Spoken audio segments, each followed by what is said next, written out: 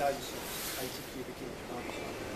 The experts believe if this had actually gone into production in 1916, there's a strong possibility that Harley Davidson Indian would have been without business. If you Google this motorcycle, I can guarantee 9 times out of 10 this will come up as the world's rarest motorcycle.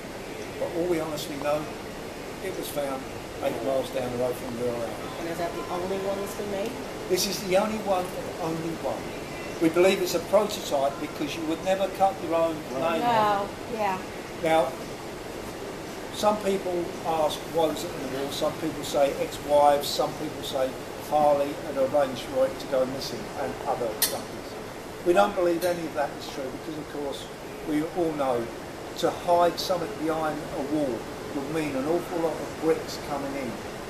Those didn't do any home deliveries until probably the 1960s, so you would have had to have barrowed them bricks up yourself. 1916, you wouldn't have even had a truck to do that. What we do believe is, of course, the name Traub, German. 1916, following year, 1917, World War I. Mr. Traub, who was obviously an engineer of very great skill, would probably realise he's going to be arrested, detained and incarcerated. Now I believe North Palaima Street was a German immigrant area, and of course what would happen is probably the police would raid very soon and start arresting people. But more important, this would have then been confiscated and melted down. Now around Chicago you had some unsavoury people.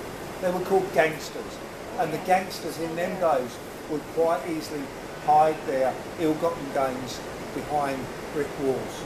So this is possibly why Mr. Traub got the idea. He never owned this apartment, so he probably went to a friend or an empty apartment in a series of flats, and he would actually put the motorcycle after covering it up against the wall and building a wall in front of it. After decorating it, he would leave, and his future was in the hands of either joining the German army, joining the American army, or of course waiting to be arrested. 1918 we see the end of World War I. 2 million American troops would have perished in Europe. But soon after, America and the rest of the world is plunged into the depths of despair, but this time with the Spanish flu. The flu pandemic was spread around the world, killing between 20 and 40 million people. North Palaima Street, because it was an immigrant area, don't forget, it wouldn't have just been mummy and daddy and a couple of kids in each of the apartments. The chances are you would have a family living downstairs and a family living upstairs. The flu pandemic spread around the community so quickly. A historian who actually remembers seeing this motorcycle in the Yamaha dealer shop window would actually come to out of museum, and he would say that his grandfather was a trolley car driver in North Palaima Street just after the war, and the trolley cars would come down and the dead at dusk were dragged out of the apartments and taken to the outskirts of the city.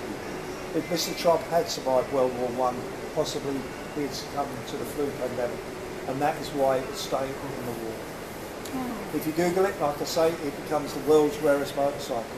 And the only bit of information we've ever found on it is this item here. It's from 1907, so it's 9 years before this motorcycle is deemed to have been made. And it tells us that this man has made a homemade motorcycle.